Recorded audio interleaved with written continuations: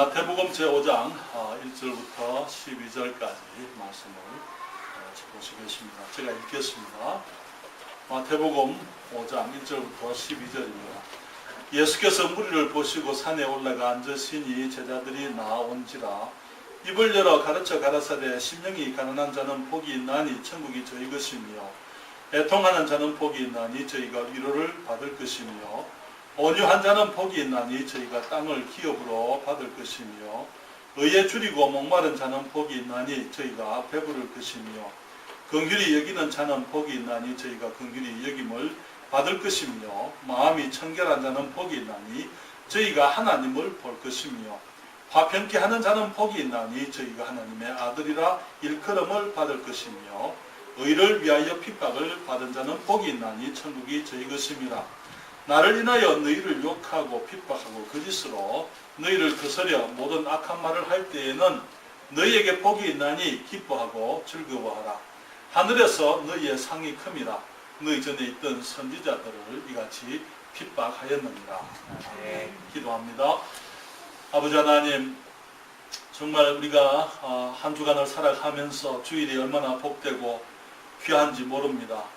주님, 우리들이 한 주간의 생활 속에서 주님이 우리에게 주신 아름다운 것들, 복된 것, 정말 주님이 주신 그 기회를 따라서 우리가 열심히 살지만은 또 주님의 날에는 우리가 주님이 구별하셨고 또 우리들에게 복 주시고 우리들로 하여금 하나님을 알 수 있는 지혜 주시고 또 지식 주시고 믿음 주셔서 하나님을 섬기게 하시니 참으로 감사드립니다. 주일날 우리가 모여서 성도들의 교제와 찬송과 하나님의 말씀을 통하여 우리의 영이 새롭게 되고 또 그 새로워진 마음과 힘으로 주님 우리가 한 주간을 그리스도인으로 살아갈 수 있도록 축복하시니 감사드립니다. 아버지 하나님, 특별히 저녁에도 함께 모인 주의 자녀들을 축복해 주시고 말씀 가운데 주의 진리를 우리가 깨달을 수 있도록 성령께서 역사해 주시옵소서. 뿐만 아니라 주님이 기뻐하시는 거룩한 하나님의 사람들로서 우리가 부족함이 없는 인격을 갖추어 갈 수 있도록 성령의 인격을 우리가 이루어가도록 도와주시고 우리 주님의 형상을 담게 하여 주시옵소서. 아버지 하나님, 이 세종시에 정말 주님을 닮은 사람들이 필요합니다. 아버지 하나님, 이 사람들이 저희를 보면서 저들은 그리스도인 같다. 주님을 아는 사람들 같다. 안디옥 교회에서 사람들이 제자들을 그리스도인이라 불렀던 것처럼 주님, 정말 이 시대에 이 땅에 사람들이 저희들을 통해서 그리스도를 발견할 수 있도록 아버지 저희의 삶을 축복해 주시기를 주님께 간구드립니다. 주님, 이 시간 말씀을 축복해 주시고 성령께서 주장하시며 아버지 기뻐하시기를 사모합니다. 예수님 이름으로 기도했습니다. 아멘. 마태복음 5장 1절부터 12절에서 우리는 팔복의 인격을 우리가 발견하게 됩니다. 주님께서는 이 산상보훈의 말씀 가운데서 우리에게 정말 아름답고 복된 말씀들을 많이 하셨지만은 우리가 이 세상에서 아름다운 삶을 살아가고 이 세상에 축복이 되기 전에 축복이 될 수 있는 사람들이 먼저 되라, 그렇게 말씀하시고 8가지의 인격적인 자질들을 말씀을 하셨어요. 무리를 보시고 산에 올라가 앉으시니 제자들이 나와왔기 때문에 제자들에게 주님께서 하시는 말씀이에요. 이 말씀은 우리들에게 주님이 하시는 말씀입니다. 심령이 가난한 자는 복이 있다, 그렇게 말씀을 하셨어요. 왜 심령이 가난하다는 것이 무엇인가? 정말 주님 앞에서 우리가 하나님이 하나님이고 우리가 가지고 있는 것들이 우리 사람이 얼마나 귀하게 지원받았습니까? 그렇잖아요. 우리가 언제 오늘도 얘기했지만 얼마나 똑똑해요. 아이가 가지고 있는 엄청난 가능성을 보는 게, 그렇죠. 많은 사람들이 그것 때문에 하나님께 교만한 것을 보게 되는 거예요. 그러니까 그것이 아니고 내가 아무리 가진 것이 많다 하더라도 나는 하나님 앞에서 아무것도 가진 것이 없다 라는 그 사실을 인정하는 것. 심령이 가난한 자가 복이 있다. 천국이 저희 것입니다. 그렇게 말씀을 하셨습니다. 애통하는 자가 복이 있다. 세상은 부자가 복이 있다 이렇게 말하지만 주님은 가난한 것 말씀하시고 세상은 웃음이 복이 있다 그렇게 얘기를 하잖아요. 그렇죠. 그런데 우리 한국의 프로그램에 우차사라는 것이 있다 그러더라고요. 저는 아직 한 번도 본 적이 없어요. 우차사, 웃음을 찾는 사람들. 이게 우리 미국에서 있는데 그 프로그램, 우차사라는 프로그램, 이게 무슨 말입니까? 웃음을 찾는 사람들입니다. 그래서 우차사라 그런다.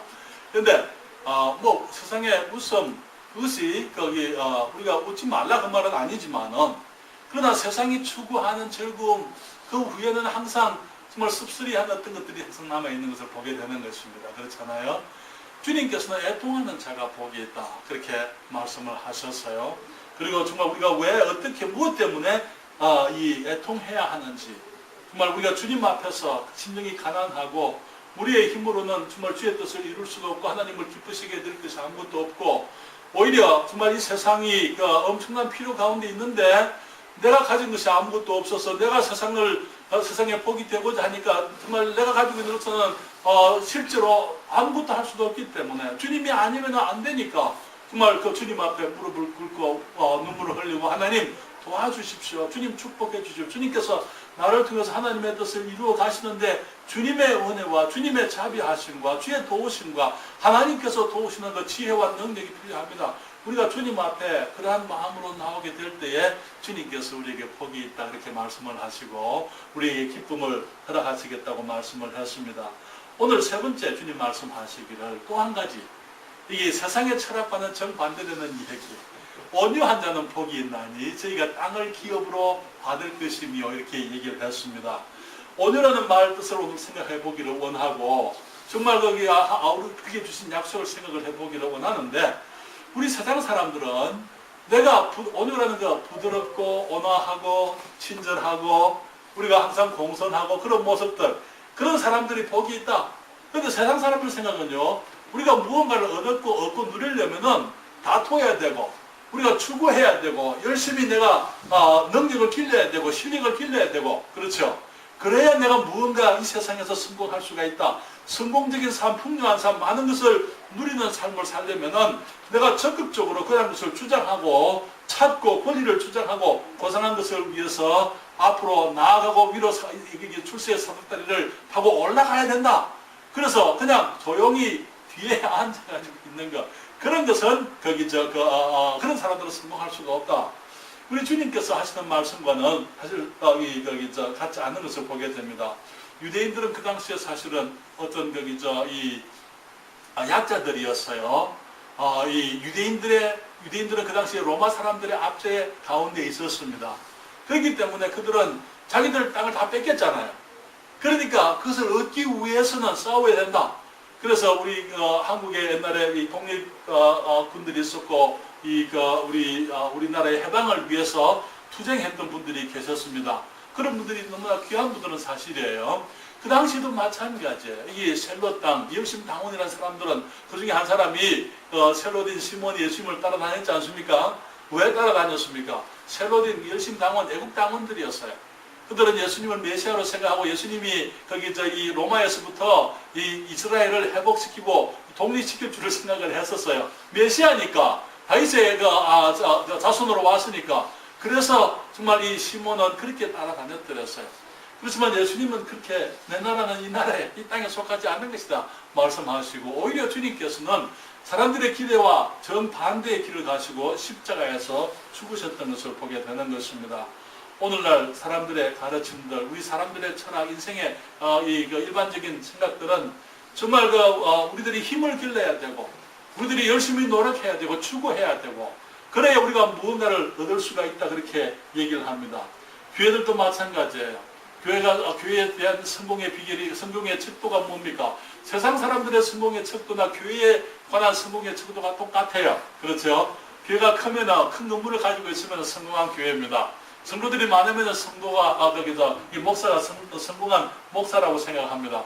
그렇기 때문에 오늘날 지난 세기부터 3, 40년 전부터 지금 시작된 것이 이 교회 성장 운동, 교회를 크게 만들겠다는. 사실 교회는 내가 짓는 거 아니에요. 우리 하나님이 하시네요. 내가 내 교회를 짓겠다 이렇게 말씀. 내가 내 교회를 세우겠다 그렇게 말씀하셨어요. 그러나 사람들이 이제 성공지향적인 생각 가운데서 교회를 큰 교회 목사, 성공적인 어떤 사역 그런 것을 추구하다 보니까 교회 성장학이라는 것이 생기게 되고 교회 성장하기 위해서 어떤 인간적인 수단, 방법, 원리들 그런 것들을 동원하게 되고 그래서 세상의 것들을 교회 안에 가져오게 되므로 지금 교회들이 세속화되어지고 많은 것입니다. 세상과 친하기를 원하고 주님은 교회가 분리되기를 원하셨어요. 그렇죠. 따로 너는 저들 가운데 나와서 따로 있어라. 그렇지만은 오늘날 교회들은 말하기를 우리도 다 용서받은 죄인들에 불과합니다. 우리는 별로 다르지 않습니다. 우리 주님께서는 우리가 달라야 된다 이렇게 말씀을 하는데 그들은 말이에요. 우리는 별로 다른 게 없습니다. 똑같습니다. 그렇게 얘기를 하는 거예요. 그러면서 세상 사람들과 우리가 똑같다고 얘기할 때 세상 사람들은요. 우리 주님께서 우리가 분리되어지고 다르기를 원하시지만 그 명령하셨지만은 세상 사람들도 마찬가지예요. 그리스도인 하면은 뭔가 다르기를 원합니다. 그렇잖아요? 그리스도인, 저 사람이 그리스도인이다. 그렇게 하면은 저 사람이 그리스도인일 것 같으면 나는 예수 안 믿는다. 그렇게 하는 사람들이 있어요. 왜 그럽니까? 그리스도인에 대한 어떤 기대가 있는데 그 사람에게서 그리스도인의 모습을 못 보니까 저렇게 믿느니 안 믿겠다. 무언가 달라야 된다. 그것은 세상이 기대하는 거예요. 그런데 오늘날 교회들은 말하기를 교회 지도자들은 우리도 다르지 않습니다. 우리도 다 같은 죄인인데 단지 믿음으로 구원받았고 용서받은 사람들일 뿐입니다. 그렇게 얘기할 때 당신들이 그렇다면 똑같다면 우리가 믿어야 될 이유가 뭐냐 이렇게 나오게 되는 거죠. 그래서 오늘날 한국에 기독교 인구가 그토록 줄어들고 있는 거예요. 왜? 그리스도인들이 빛이 되지 못하고 그리스도인들이 소금이 되지 못하고 정말 그 예수 그리스도의 모습을 보여주지 못하고 구별되어진 삶을 살지 않기 때문에 그렇게 되는 것이죠. 주님 말씀하시기를 온유한 자는 복이 있다. 저희가 땅을 기업으로 받을 것이다. 그렇게 말씀을 했습니다. 주님이 말씀하시는 온유라는 것은 무엇을 의미하는 것입니까? 주님께서 오늘 이게 말씀하시기를 먼저 온유가 아닌 것을 말씀을 드리면은요. 너무나 많은 경우에 온유라는 말 뜻이 우리들의 단어 따뜻하고 부드럽다 그 말 아닙니까? 그러니까 온유라는 그 말은 만사태평 그것을 말하는 게 아니에요. 그저 욕심도 없고 순하기만 한 것 그런 사람들이 있습니다. 그렇죠? 그래서 누가 뭐라든지 상관하지 않고 그냥 자기 기분에 살아가는 그런 사람들이 있습니다. 그런 사람들을 그런 것을 온유라고 말하지를 않습니다. 어떤 사람들은 문제가 없어요. 이렇게 해도 좋고 저렇게 해도 좋고 이렇게 가다면 이렇게 가고 저렇게 가고 전혀 자기 고집이나 그 어떤 자기 것을 내놓지 않고 그냥 다른 사람들이 혹은 지도자가 혹은 부모님이 누가 원하는 대로 그냥 따라가면서 뭐 적극적으로 뭘 하질 않아요. 그냥 따라가기만 하는 그런 것도 그런 사람들은 그런 것 말하는 게 아니에요. 주님이 말씀하시는 온유라는 것은 무기력한 그것을 말하는 것이 아닙니다. 사람들 가운데 성품이 천성적으로 삭삭한 사람이 있을 수 있습니다. 그렇죠? 저는 말씀드리기를 우리 주님이 말씀하시는 이 팔복의 인격은 천성적인 것, 생덕적인 것이 아니다. 이렇게 말씀을 드렸어요. 그냥 둥글둥글 구르는 대로 걸어가는 사람들, 그래서 문제가 없는 사람들, 물이 고를 따라가는 것처럼 살아가는 것, 그런 것들을 말하지를 않습니다. 오늘날의 문제가 뭐냐면은 오늘날 지도자들이 없다고 우리가 얘기를 해요. 정말 지도력을 행사해야 될 사람들이 지도력을 행사하지 아니하기 때문에 다시 말하면 너무나 많은 경우에 사람들이 그냥 다른 사람들이 원하는 다른 사람들을 기쁘게 하기 위해서 사람들에게 상처 주지 않기 위해서 사람들에게 원하는 것 따라서 우리가 민주주의잖아요. 그러니까 국민들의 뜻을 따라서 그냥 그렇게 가는 사람들이 많이 있습니다. 그런데 사실 그것이 문제예요. 왜냐하면 정말 진정으로 지도자들이라면은 어떤 원리가 있으면은 원리를 따라서 살아가야 되는 거예요. 그래서 다수가 좋아하느냐 좋아하지 않느냐 그것은 사실 지도력과는 상관없는 얘기예요. 왜냐하면은 다수가 잘못될 수도 있다는 걸 우리들이 인정해야 되는 것입니다. 다수의 문제가 뭡니까? 이 군중들은 쉽게 충동을 받습니다. 누가 선동을 하면은 따라가는 게 군중들은 생각하지를 않습니다. 민주주의 문제가 바로 거기에 있는 게 몇몇 사람들이 어떤 아젠다를 가지고 밀게 되면은 군중들이 따라가게 되고 그 설득력이 그 말 잘하는 것에 끌려가는 그런 일들이 많이 있는 것을 보게 됩니다. 그렇기 때문에 오늘날 정말 지도자들이 사람들에게 상처 주지 않기 위해서 적당하게 가는 것 그런 것을 온유라고 말하지는 않는 것입니다. 온유가 무엇입니까? 여기에 온유라는 그 말의 뜻은요. 여기에 통제되어진 힘을 말하는 것입니다. 온유라는 그 말의 뜻은 통제되어진 힘이다. 예를 들게 되면 야생마가 있어요. 야생마는 아무짝에 소용이 없습니다. 그렇잖아요. 야생마를 길을 들이면 어떻게 됩니까? 사람의 유익을 위해서 사용할 수가 있는 것이 되는 것입니다. 주인들이 말을 타고 마차를 끌기도 하고, 아니면 그 말을 가지고 또 일을 하기도 하고, 아니면 말을 타고 전쟁에 나가기도 하고. 말의 힘은 똑같아요. 그러나 길들여지지 아니한 말은 아무 소용이 없어요. 우리 사람들은 힘을 가지고 있습니다. 우리 모든 사람들은 다 주님께서 주신 어떤 재능과 능력과 힘 가지고 있어요. 남편은 남편으로서, 아내는 아내로서, 아버지는 아버지로서, 어머니는 어머니로서, 또 우리 모든 사회각층에 우리 모두는 어떤 면에서 다 지도자들이에요. 그렇잖아요. 지도자라는 것은 누군가가 나를 따라오면은 내가 그 사람이 지도자인 것입니다. 그렇지 않습니까? 그래서 우리가 지도자의 어떤 두 사람이 있으면 한 사람은 지도자고 한 사람은 따르는 자라 이렇게 얘기를 합니다. 그랬을 때에 지도자가 정말 그 지도력을 행사할 때에 그것을 조절되어진 모습으로, 통제되어진 모습으로 행사하지 않으면 많은 경우에 그 힘이 다른 사람들을 다치게 하는 일에 사용되어지는 것을 보게 되는 것입니다. 예수님께서 말씀하시기를 수고하고 무거운 짐진 자들아 다 내게로 오라 내가 너희를 쉬게 하리라 그렇게 말씀하시고, 나는 마음이 온유하고 겸손하니 내 멍에를 메고 내게 와서 내 멍에를 메고 내게 배우라 주님 말씀을 하셨어요. 그렇죠? 주님의 마음이 온유하신 분이다 그 말이 주님이 부드럽기만 한 분이다 그런 말은 아니에요. 주님이 힘이 없는 분이다 그 말 아니에요. 주님이 힘이 있지만 주님은 그 힘을 조절되게 사용할 줄 아시는 분이었습니다. 예를 들면은 또 우리가 이 온유라는 말의 뜻은 조절되어진 힘인데요. 여기에 이 보일러 아시죠? 보일러가 이제 큰 공장 같은 데 보면은 보일러가 있습니다. 보일러에서 이제 열을 떼 가지고 보일러 안에 전기 압력이 세지게 되면은 거기 그 전기를 가지고 이제 여러 가지 기계도 돌리고 터빈도 돌리고 여러 가지 일들을 많이 하잖아요. 그렇게 해서 이제 생산적인 일들을 하는데 거기에 이 보일러에 보게 되면은 컨트롤이 붙어 있어요. 그 게이지가 붙어 있습니다. 그렇죠? 그래서 게이지가 이제 어느 정도 올라가게 되면은 불이 낮춰진다든지 아니면은 그 전기를 빼버린다든지 그래서 어느 정도 압력 이상에 올라가지 않도록 그렇게 조절하는 것이 붙어 있습니다. 그렇지 않습니까? 왜 붙어 있습니까? 그게 없으면 계속 불만 떼기만 하면 어떻게 되겠어요? 폭발해버리는 거예요. 그렇지 않습니까? 폭발해버리게 되면 엄청난 힘을 가지고 있지만 그것이 조절되지 않으면 그것은 파괴적이 될 수밖에 없는 것입니다. 또 다른 의미를 보게 되면 그 온유라는 말 뜻은 의사가 어린 아기를 수술할 때에 의사의 그 마음, 의사의 손을, 의사의 그 자세를 의미하는 거예요. 수술하러 왔습니다. 수술하는 게 목적입니까? 예, 수술하는 게 목적이죠. 그래서 뭐 어떻게 하느냐? 의사가 자기가 가진 그 힘, 자기가 가진 기술을 가지고 그 아이의 병을, 하나의 병을 위해서 이제 수술을 할 때에 정말 그 아이에게 아이를 안심시키기 위해서 얘기하잖아요. 염려하지 마라.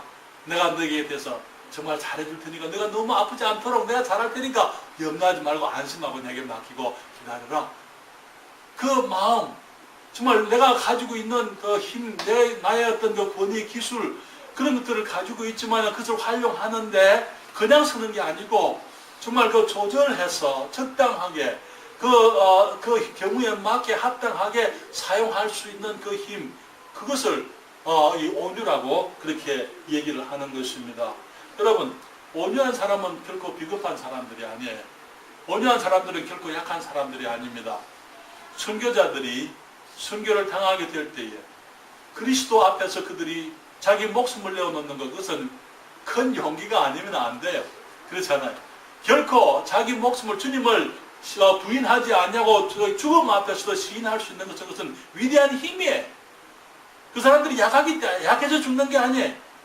그러나 정말 그들의 얼마든지 부인하고 자기들이 여기서 한가할 수도 있고, 여기서 뛰쳐나갈 수도 있고, 여기서 반항할 수도 있지만은 그렇게 하지 아니하고 기꺼이 자기 목숨을 주님을 위해서 내어놓을 수 있는 것, 그것은 위대한 힘입니다. 그렇지 않습니까? 내가 가지고 있는 그 두려움, 내가 가지고 있는 어떤 연약함, 내가 가지고 있는 이 나의 많은 그 부족함 가운데서도 정말 주님을 의지하고 그 가운데서 나의 두려움을 주님께 맡기고 정말 최후의 순간을 맞이할 수 있는 그 용기, 그것이 결코 연약한 사람들이 아닌 것을 보게 되는 것입니다. 특별히 우리가 그리스도인으로 살아가면서 우리가 특별히 매일매일의 생활 속에서 우리들이 조절해야 될 두 가지 힘이 있다고 생각이 됩니다. 이 두 가지 힘은 아주 강한 거예요.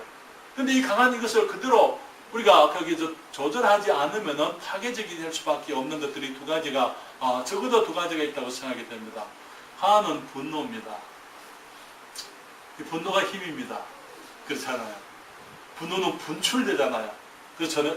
그리고 나로 하여금 정말 평상시에 하지 못할 일을 격렬하게 하게 만드는 것이 분노예요. 그런데 우리가 그 분노를 조절하지 않으면은 너무나 많은 경우에 우리 가까이 있는 사람들이 보일러가 폭발하면 멀리 있는 사람 안 다쳐요. 가까이 있는 사람이 다치게 되는 게 그렇지 않습니까? 우리들이 정말 우리가 하나님 앞에서 그리스도인으로 살아가면서 주님 말씀하시기를 사람이 성내는 것이 하나님의 일을 이루지 못한다 그렇게 말씀을 했어요. 너무나 많은 경우에 우리가 하나님의 사람들이 평소에 문제가 없는데 한순간 정말 어떤 스트레스 속에서 사역의 어려움 가운데서 목사님들이 그만 분노함으로 말미암아 분노를 다스리지 못함으로 말미암아 그만 사역이 무너지게 되고 또 이제 그동안 이루어나왔던 그 많은 사람들의 삶이 무너지는 그런 일들을 보게 되는 것입니다. 여기에 그렇기 때문에 우리가 이 분노에 대해서 우리들이 정말 내가 조절기를 달아야 돼. 우리 주님께서 조절해 주시도록 주님께서 내 마음을 다스리시도록 그 주님께 내려놓아야만 되는 것입니다. 우리가 성경에서 아브라함의 온유함을 보게 됩니다. 아브라함이 이제 애굽에까지 갔다가 돌아왔을 때에 그는 이 아버지를 잃고 이제 이 고아가 된 조카 롯을 데리고 갔더랬어요. 그렇죠? 주님께서는 내 본토 친척 아비 집을 다 떠나라 그렇게 말했지만은 롯을 버릴 수가 없었어요. 그렇기 때문에 아브라함이 그를 데리고는 애굽까지 갔다가 돌아왔을 때 이제 아브라함도 거부가 됐지만 롯도 많은 생축이 있었다 성경에 말하고 있습니다. 그랬을 때에 당연히 이제 그 좁은 땅에서 두 가정이 함께 많은 짐승들을 데리고 있으니까 거기서 갈등들이 생길 수밖에 없는 거죠. 그랬을 때에 아브라함이 당연히 우리 동양적인 관습에 어른이 먼저잖아요. 그렇잖아요. 어른이 먼저잖아요. 그럼에도 불구하고 롯에게 네가 먼저 택해라. 네가 좌하면 내가 우할 것이고 네가 우하면 내가 좌할 것이다. 그렇게 롯에게 그 기회를 주는 것입니다. 여기 당연히 아브라함이 그냥 롯을 쫓아 내보낼 수도 있어요. 그렇잖아요. 그러나 아브라함은 그러지 않았습니다. 아브라함은 이 롯에 대해서 아주 온유했더랬어요. 뿐만 아니라 롯이 나중에 소돔성에 살면서 이제 이 전쟁이 일어나서 이 소돔성의 모든 사람들이 다 빼앗겼을 때에 다 포로가 되어 갔던 것을 우리가 창세기 14장에서 볼 수 있는데 그때에 이 롯이 자기를 버리고 간 이 롯에 대해서 이 아브라함이 자기 사병 318명을 이끌고 가서 구출해 왔습니다. 그렇죠. 구출해 왔을 때 어떻게 합니까? 소돔 왕이 말하기를 재물은 다 가져가고 사람들만 보내고 재물은 다 가져라. 그렇게 했을 때 이 아브라함이 충분히 아브라함도 그렇게 할 수 있는 권리가 있죠. 그렇죠. 그래서 그는 말하기를 내가 네게 속한 것은 실오라기 하나라도 내가 취하지 않겠다. 네가 나를 이렇게 거부가 되게 했다. 그런 말을 내가 듣고 싶다. 내가 하나님의 축복을 사모하지. 그래서 그는 자기의 이 11조를 멜기세덱에게 바치면서 하나님을 기대하면서 사람들로부터 자기의 그 마음을 다스렸던 것을 보게 되는 것입니다. 얼마든지 그런 유혹들이 있을 수 있어요. 그렇잖아요. 그러나 그는 자기의 마음을 하나님 앞에 자기의 권리지만은 자기 힘을 조절했던 것을 보게 되는 것입니다. 그에게는 절제되어진 힘, 절제되어진 마음이 있었던 것을 보게 되는 것이죠. 모세를 보십시오. 정말 하나님께서 모세를 다시 불렀을 때에 성경은 말하기를 모세가 이 땅에 어떤 사람보다 더 온유한 사람이었다 이렇게 얘기하잖아요. 하나님께서 모세를 불렀을 때에 모세가 주님 앞에 그덕그덕 거부했었어요. 거절했었어요. 그렇죠? 왜? 마음에 섭섭함도 있었습니다. 이스라엘 백성들 한 번 자기가 이스라엘 백성들의 구세주가 되기를 원했잖아요. 그런데 거부했잖아요. 자기를. 그렇기 때문에 그 사람들에 대한 원망이 있었더랬어요. 주님 다시 보내실 때 결국 그 사람들에게 가게 됩니다. 그 백성들 자기를 거부한 그 사람들에게 가서 그들을 다시 약속의 땅으로 인도하기 위해서 이 애굽으로 돌아갔더랬어요. 나중에 아론과 미리암이 모세를 비난했습니다. 항상 보게 되면 가족들, 가까운 사람들 가운데서 스님 말씀했잖아요. 선지자가 자기 고향 외에서는 환영을 받지 않음이 없다. 자기 고향에서는 환영을 잘 못 받는다 그 말 아닙니까? 이 모세가 너무나 위대한 사람이지만 하나님의 사람으로서 정말 온유한 사람이었지만 아론과 미리암이 비난했을 때에 이 모세가 어떻게 합니까? 아론과 미리암에 대해서 저주했습니까? 아니요. 이 모세는 그 온유함이 지상의 그 어떤 사람들보다 더 성했다, 더 뛰어났다 그렇게 얘기를 합니다. 하나님께서 개입하시는 겁니다. 하나님이 개입하셔서 모세의 억울함을 해결해 주셨더랬어요. 다윗을 우리가 보게 됩니다. 다윗은 정말 자신이 왕으로 기름 부음 받은 것을 알고 있었어요. 그렇지만은 이제 이 사울 왕이 그를 죽이려고 할 때에 사실 다윗은 그런 대접을 받아야 될 사람이 아니에요. 다윗은 충성된 신하였잖아요. 그리고 실제로 정말 자기 손으로 그 임금을 해치고 자기 스스로 자기를 위기에서부터 구원할 수 있는 그런 기회가 왔을 때에도 그는 두 번이나 내가 내 손으로 하나님의 기름 부은 받은 자를 해하지 않겠다. 그렇게 얘기를 하는 것을 보게 됩니다. 하나님을 바라보면서 정말 주님께 내 모든 것을 기대를 걸고 정말 내 것을 주장하지 않을 수 있는 것 그리고 내 마음을 다스릴 수 있는 것 그것은 결코 연약한 것이 아닙니다. 그것은 강한 거예요. 그것은 힘입니다. 그것은 조절되어진 힘이라고 이렇게 얘기해요. 그것이 온유인 것입니다. 또 한 가지 파멸을 가져오는 욕구가 있는데 그것은 정욕이라는 거예요. 정말 오늘날 갈수록 사람들이 세상이 더욱더 악해지고 음란해지고 많은 가정들이 파괴되어지는데 그 이유가 뭐예요? 조절되어지지 못한 그런 욕구들 때문에 그렇잖아요. 우리가 주님의 말씀 안에서 우리의 욕구들이 조절되어지게 되면은 우리들을 지킬 수가 있고 우리들의 가정을 지킬 수가 있는 것입니다. 그러나 많은 경우에 그것을 조절하지 못하게 되고 그것을 통제하지 못했기 때문에 가정들이 깨어지는 것을 우리가 얼마든지 보게 되는 거예요. 요셉이 형들에게 의해서 팔려갔습니다. 근데 요셉은 정말 온유한 사람이었어요. 연약한 사람이 아니었어요. 그는 하나님과 같이 동행하면서 사람들에게 하소연하지를 않습니다.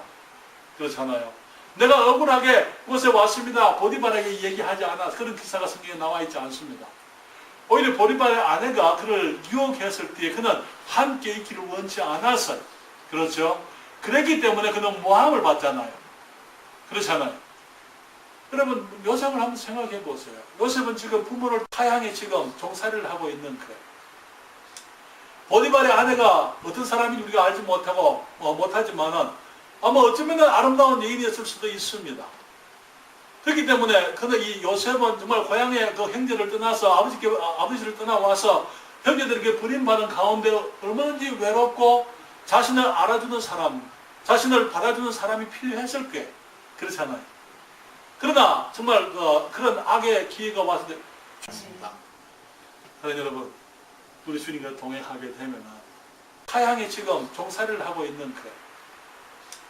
보디발의 아내가 어떤 사람인지 우리가 알지 못하지만은 아마 어쩌면 아름다운 여인이었을 수도 있습니다.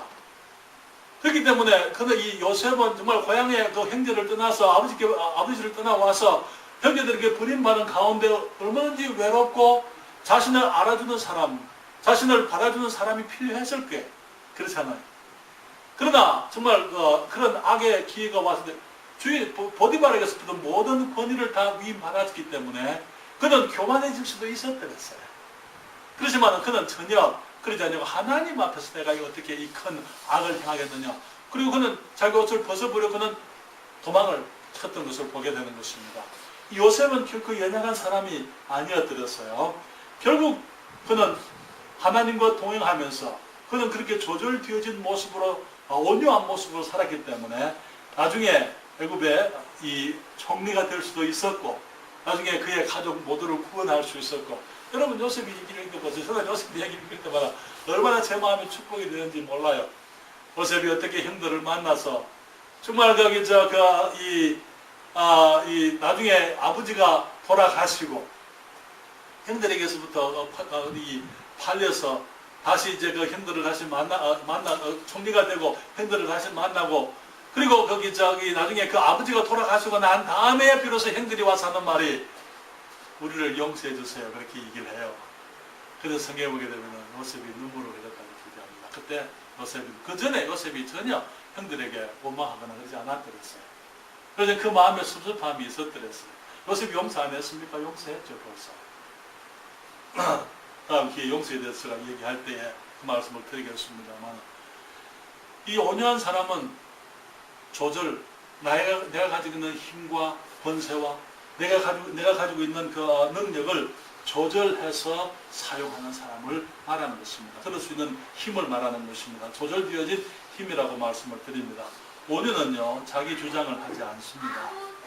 오늘날 심리학은요 자기를 표현하라 그렇게 얘기합니다. 그러나 성경은 우리가 온유하라고 말씀을 하십니다. 여기에 하나님 앞에서 나를 보면서 내게는 아무것도 내세울 것이 없는 것을 내가 알기 때문에 가난하기 때문에 정말 주님 앞에서 주님만을 기대하고 하나님께서 나를 위해서 일해 주시기를 기다리는 거예요. 그래서 우리 주님께서 말씀하시고 내가 마음이 온유하고 겸손하다 이렇게 말씀을 하셨지만 주님의 온유하심이 표현되어진 가장 아름다운 모습은 어쩌면 주님이 십자가 상에 사신 말씀일 거예요. 주님께서 십자가 달렸을 때 사람들이 주님께 욕을 했습니다. 네가 그리스도가 아니냐 그래서 내려와라 그렇게 얘기를 했었어요. 네가 그리스도니까 너 스스로 구원해라 그렇게 얘기를 했었어요.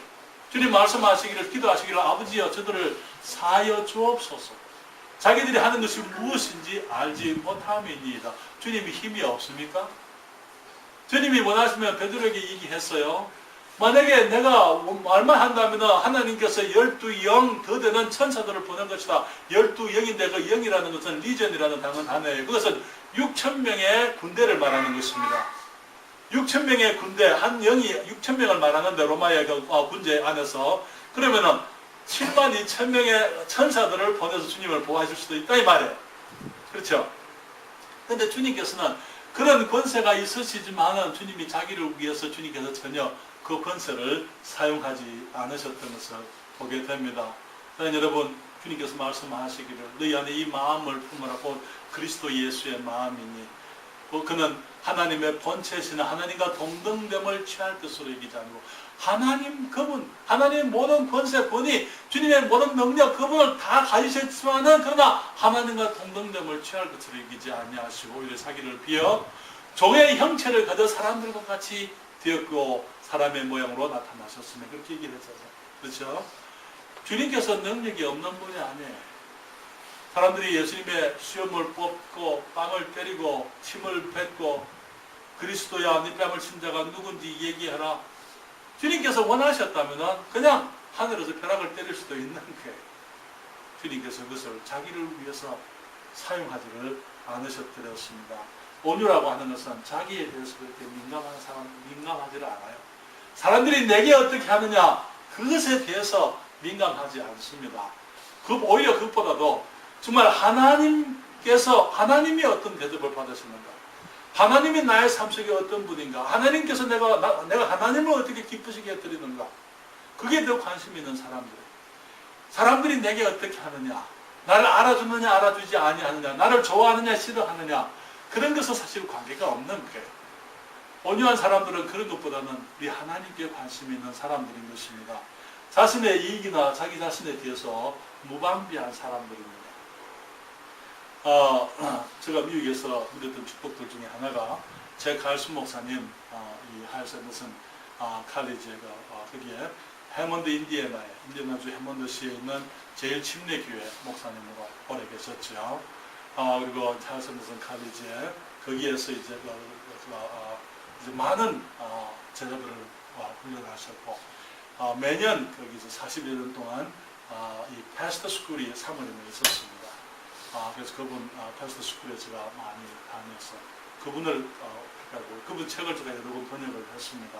그래서 지금 제가 미국에 있을 때는 두란노에서 통해서 번역을 출판을 했고, 또 이제 제가 이제 돌아와서는 작년에 예수 그리스도께서 세우신 교회 그 책을, 교회라는 책을, 그분의 책을 번역을 했습니다만, 이 제 칼슨 목사님의 인생의 원리들 중에 가지고 있는 계명들이 있어요. 자기 삶에 대한 계명입니다.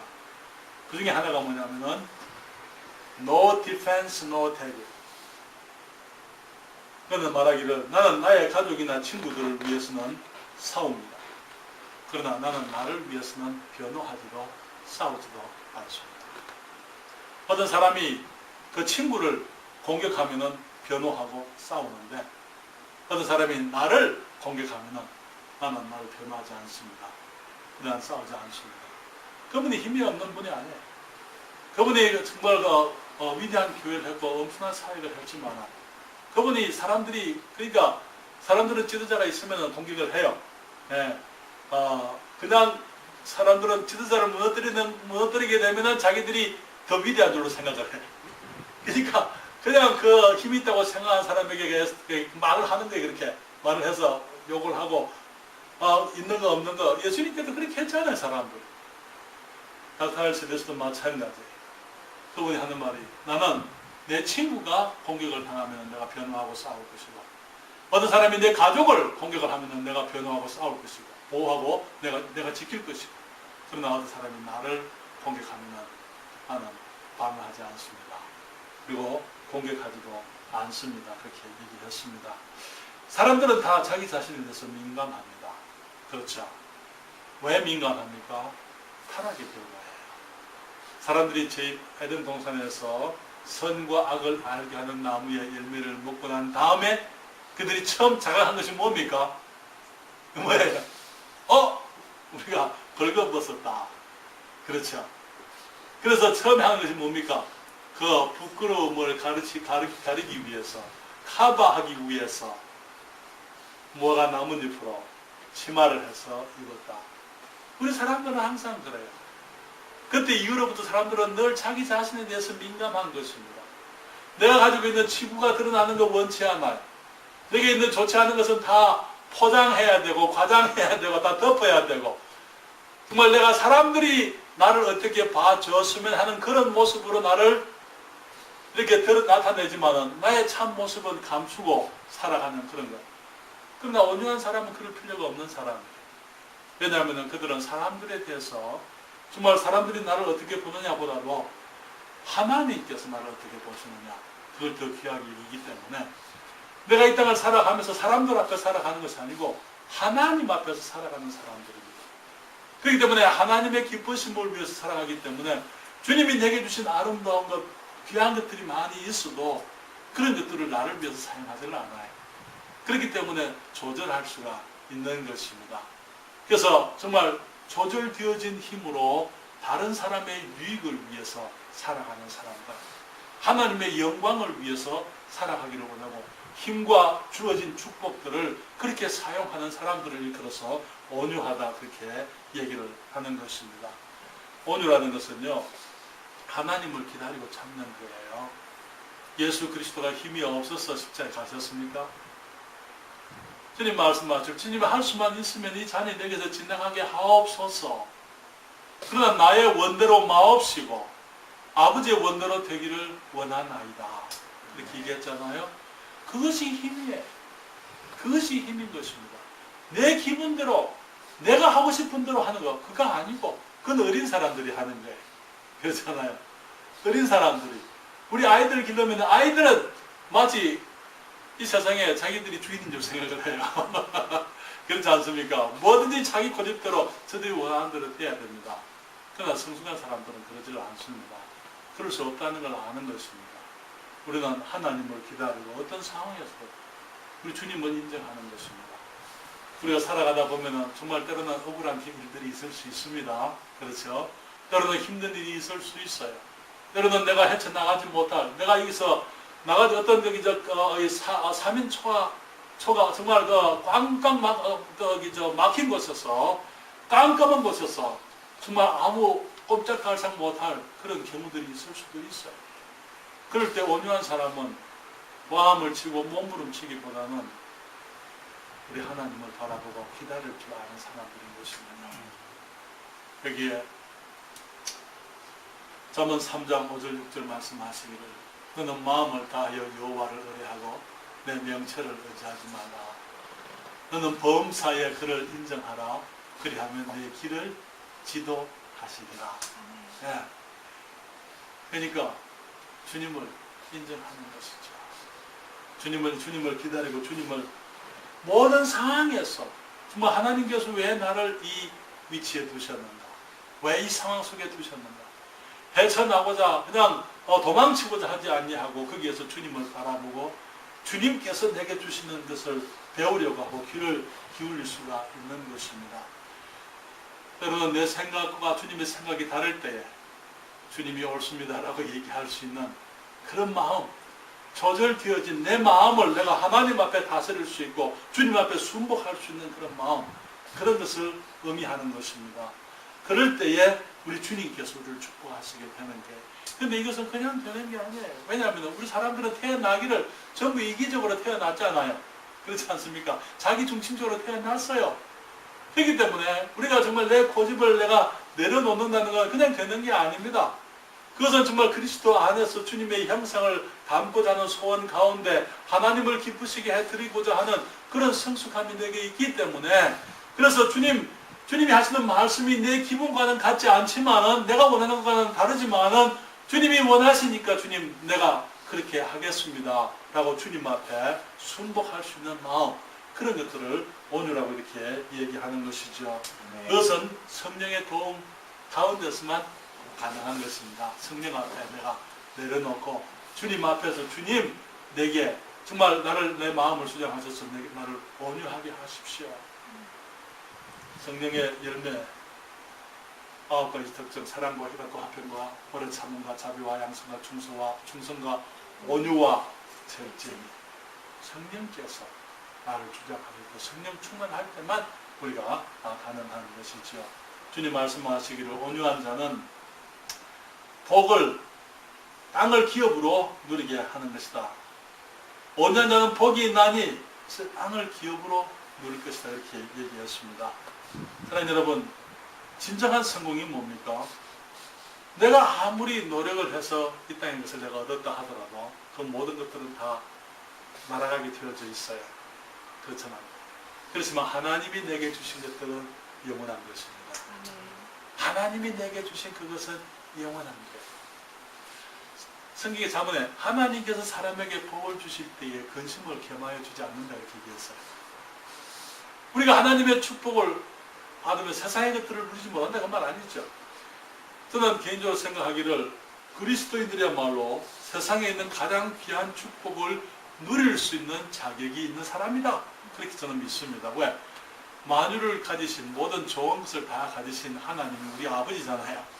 그러니까 우리 그리스도인들은 진정으로 참으로 복된 것을 누릴 수 있는, 상속받을 수 있는 사람들이다 그렇게 생각을 합니다.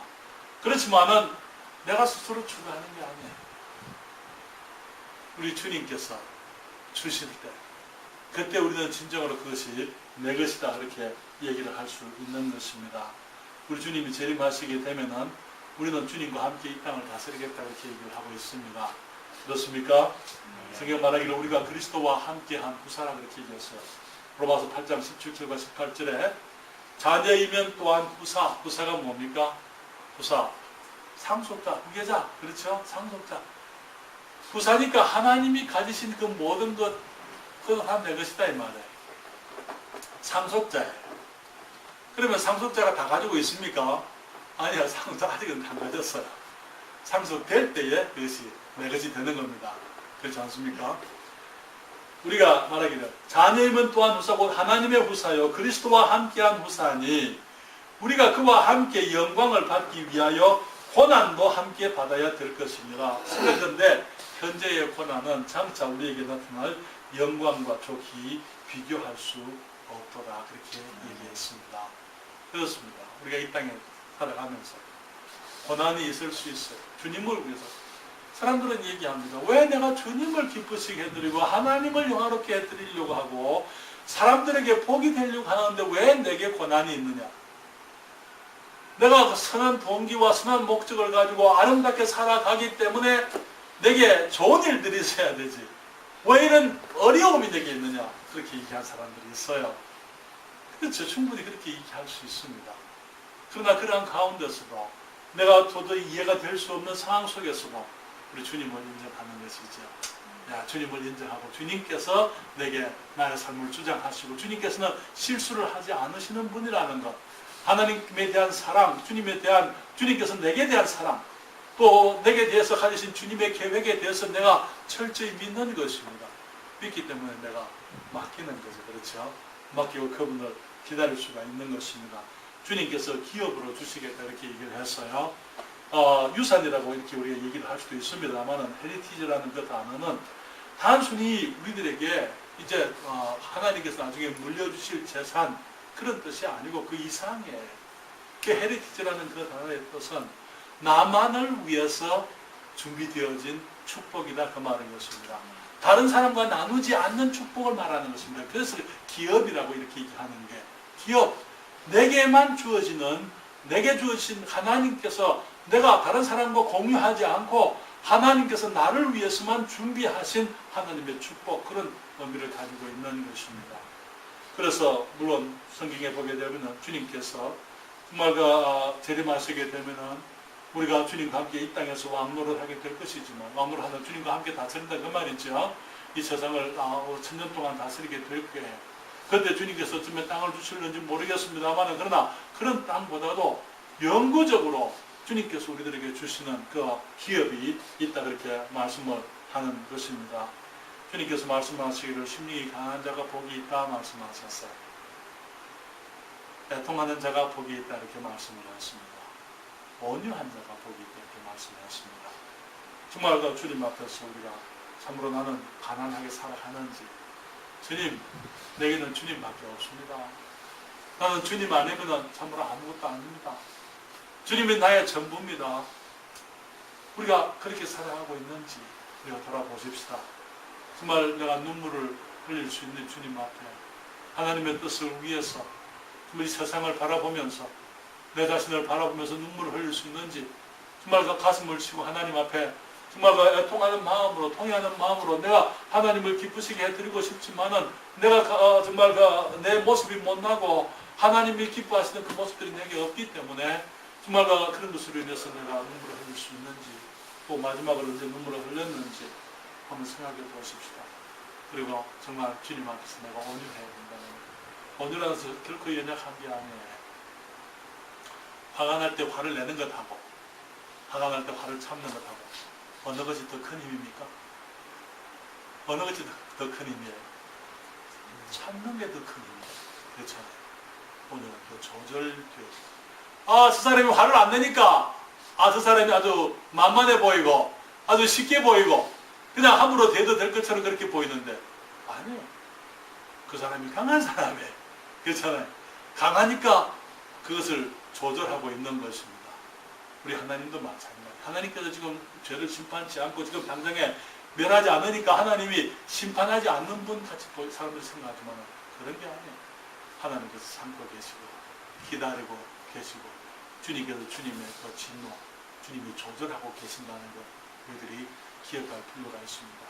그것이 주님의 부드러운 모습으로 나타나지만 그러나 부드러운 모습으로 나타나는 그 주님의 마음 뒤에는 절제하시고 참으시고 인내하시는 주님의 힘이 있다는 것, 온유하심이 있다는 것 우리들이 기억하십시다.